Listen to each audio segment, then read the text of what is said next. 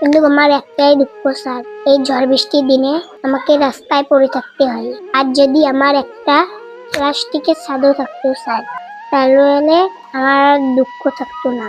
Anyway मैं ये कहना चाहूँगी कि आप घर की छत बनवा लीजिए, उसके लिए मैं आपको 5 लाख देना चाहूँगी। आप बस ये रख लीजिए मेरी तरफ से छोटी सी भेंट। आप घर बनवा लीजिए।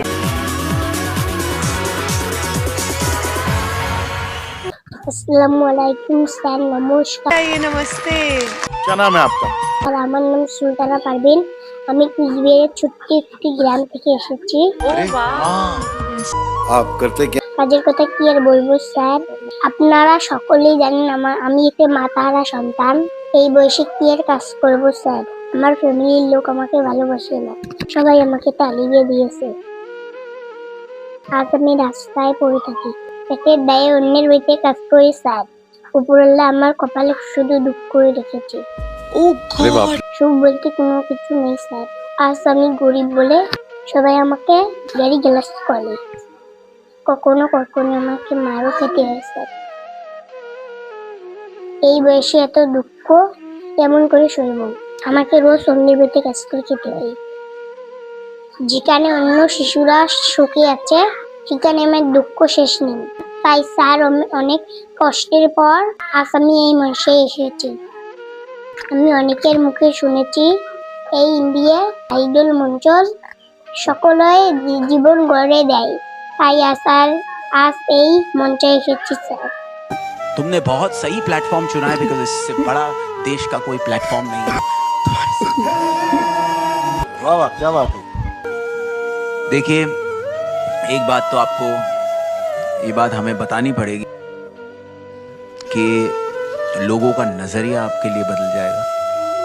एक सुपरस्टार के रूप में आपको दुनिया जरूर देखेगी बिकॉज इंडियन आइडल ने आपको वो मंच दिया है। তাতেও আমাকে কোনো দুঃখ নেই স্যার, কিন্তু আমার একটাই দুঃখ স্যার, এই ঝড় বৃষ্টির দিনে আমাকে রাস্তায় পড়ে থাকতে হয়। আর যদি আমার একটা প্লাস্টিকের ছাদও থাকতো স্যার, তাহলে আমার আর দুঃখ থাকতো না। एनीवे मैं ये कहना चाहूँगी कि आप घर की छत बनवा लीजिए, उसके लिए मैं आपको 5 लाख देना चाहूँगी।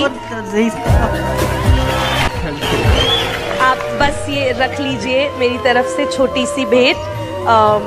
आप घर बनवा लीजिए। Thank you ma'am, thank you so much ma'am. আমার মনে খুব বড় একটা স্বপ্ন আছে। আর যদি আমি এই মঞ্চে কিছু একটা হই, আমার হাতে যদি টাকা আছে, তাহলে আমি রাস্তায় থাকা অনাথ শিশুদের সাহায্য করব।